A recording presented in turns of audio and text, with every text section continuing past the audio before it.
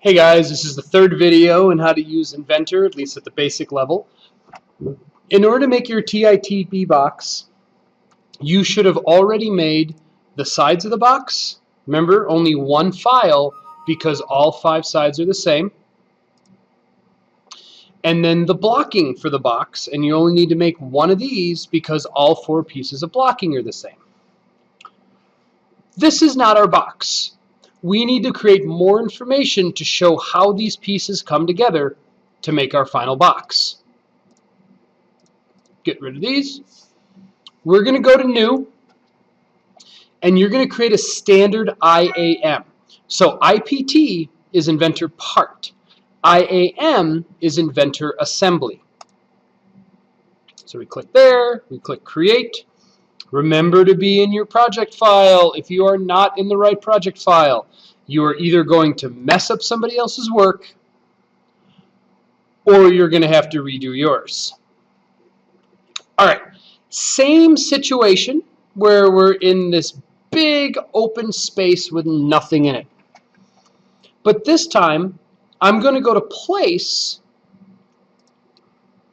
and I'm going to place my 8-inch blocking. I'm going to zoom out so I can see what I'm doing. One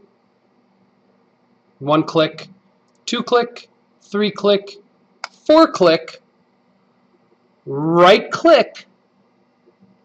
Okay. And now I've produced 4 pieces of blocking here in space. Then I'm going to go to Place, and I'm going to grab my box side, and I'm going to go 1, 2, 3, 4, 5. Right click. Okay. So just like if I was going to build this with Legos, the first thing you do is you get all your pieces laying out on the floor so you can see what you're doing.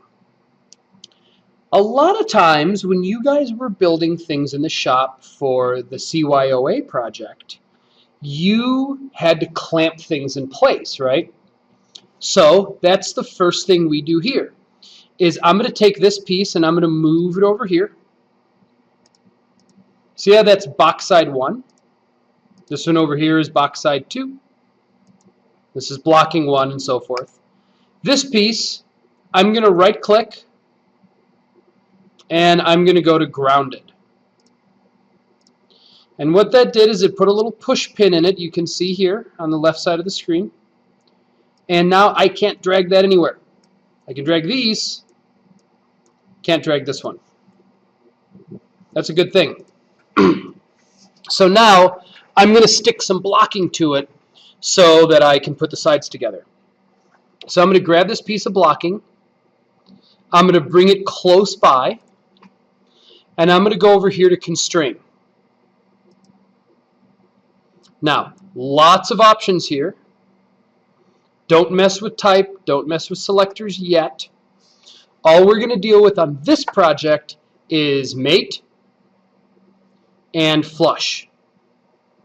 Now, if you look at these 2 icons, mate is 2 faces. You guys see the red boxes here with the arrow. And take a look at the webcam.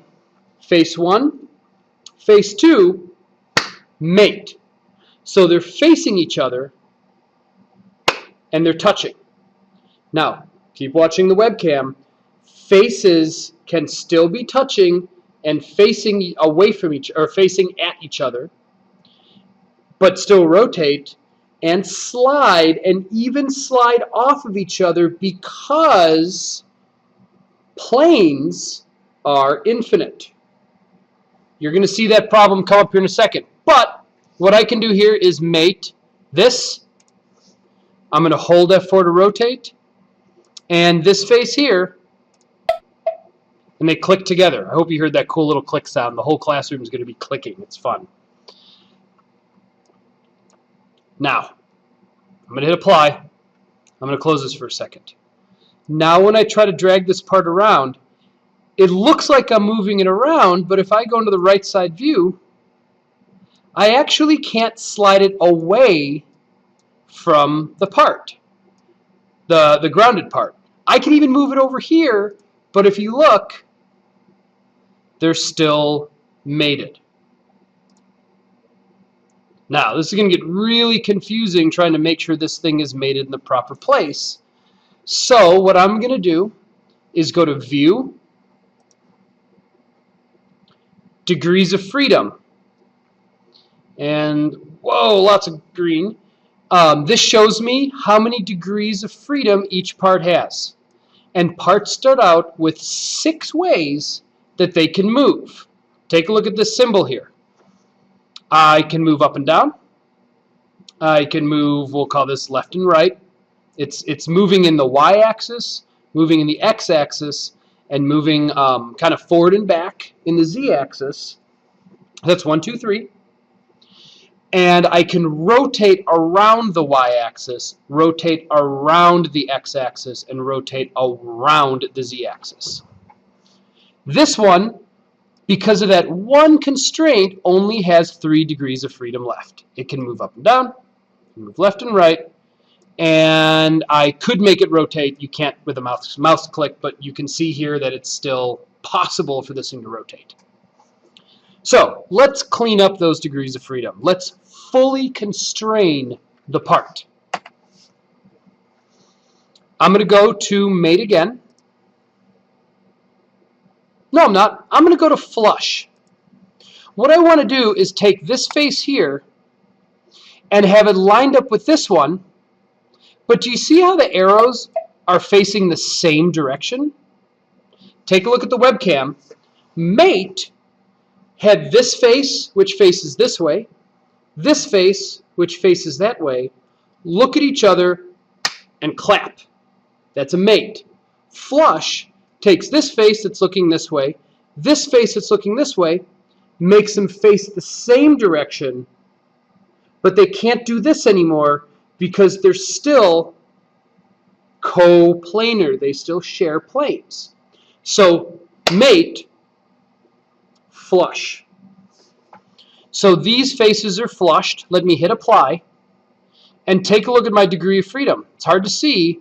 It's just one arrow, and all I can do now is slide this thing up and down. I'm going to hit constrain again. I actually just hit C on my keyboard, or I can go here, constrain. And what do you think here? I need to get rid of that arrow that says they're up and down. I need to tell it where in that up and down movement it needs to be. And this face here needs to be lined up with this face. Do you think that's going to be a mate or a flush? Look at the arrows. They're both pointing the same way, but I just want them lined up with each other so that you could like slide your finger across here and not feel that crease. That's a flush. So I click flush, flush, apply. No degrees of freedom, guys. We're moving. This is good. Now, I'm going to build the entire box, and I'm going to move a little quicker each time because I'm going to have a little bit less to explain. So what I just showed you are the 3 steps with all the explanation. It's mate, flush, flush. Okay? Mate, flush, flush. Let's do it. I'm going to hit constrain. I'm going to take this guy. Mate is selected. See, it turns blue. Mate is selected. Mate this to that. Apply. Then I'm going to flush the top to the top of this. Apply. All right, look at my degree of freedom. This thing can slide around. And hey, it's not in the right spot. So I'm going to use flush. Remember, mate, flush, flush. And I'm going to flush this to there. Apply. No degrees of freedom. I'm going to put one of these sides on. Mate, this face is going to mate to this face. See how it's really, really in the wrong spot? That's okay. Sometimes what I'll do is I'll drag it close so I can see what I want to do. Hit C on the keyboard again, or come up here and click constraint. And I'm going to flush this to that and hit apply. So now we have a design question, folks. Look at this. I could make the box like that. Let me get that selected. So it lines up with the edge of this box. Or I can make it like that, where it lines up on the outside of the box. It depends, right? If I do this, the whole box gets shorter, because you can see I'm sliding this whole piece like that. It's going to get 1/8 of an inch shorter on this side. If I do the same on the other side of this piece, it's going to be 1/8 of an inch shorter on that side. It's going to be 8 1/4 inches wide, because 8 inch plus 1/8 plus 1/8, 8 1/4 inches wide, and only 8 inches long. You guys are going to be designing boxes to hold things. 1/4 inch makes a big difference, okay? So you need to think about how you want this thing designed. I want this like that. If you look, take a look at the webcam. This box here has that groove there. You see that? Hopefully you can see that on the webcam. So that's actually a mate. I'm going to mate. Ooh, there's stuff floating all over the place. There we go. I'm going to mate. Nope. Constrain, mate this face with this face. See how that got lined up? Now, even though they're not touching, remember, take a look at the webcam. Mate, still mated, still mated, still mated, still mated, because planes are infinite. So I'm going to hit apply. No degrees of freedom. Okay, I'm going to do that on the other side. I'm going to go a lot quicker. Mate, apply, flush, apply. I'm going to drag this over so I can see better what I'm doing. Constrain, and I want to mate this face and that face. You see that sucked it up there, lined it up? And I'm good. I need some blocking. There it is. Now, doesn't matter which face I mate first, right? Because this thing can spin around and it's all the same. So I'm just going to mate those two. Hit apply. Flush this with that. Apply. And flush this with that. Apply. And let's go ahead and put the last piece of blocking on there. Mate. Oh, that's a flush. Check this out. You see how they're coplanar, they're on the same plane, but they're facing the same direction. If I hit mate, it flips it around, so now they're still coplanar, but they're like on top of each other instead of next to each other. So I want that as a mate. I hit apply, flush, apply. Now, let's say I needed this back 3/4 of an inch. I'm going to hit flush, but then take a look over here. I'm going to offset it 0.75. I didn't want it to go that direction. Negative 0.75. That's an option that you may want to take advantage of when you build your box. Now, I'm going to make a mistake in front of you guys so you can see it. I'm going to hit apply. I'm going to grab my last piece here and mate. Nope, that's a flush. Mate. See how you got to really watch what you're doing. And then I'm going to mate. Oh, apply. Mate this face with this face way over here. And what that's going to do is line this face up with the inside of this, and you'll see the corner I get. Oh, by the way, you don't want to click here. Always click faces, okay? That's going to mess you up. Click faces. You'll get this arrow thing. So you have that same open corner. Hit apply. And then flush this. Apply.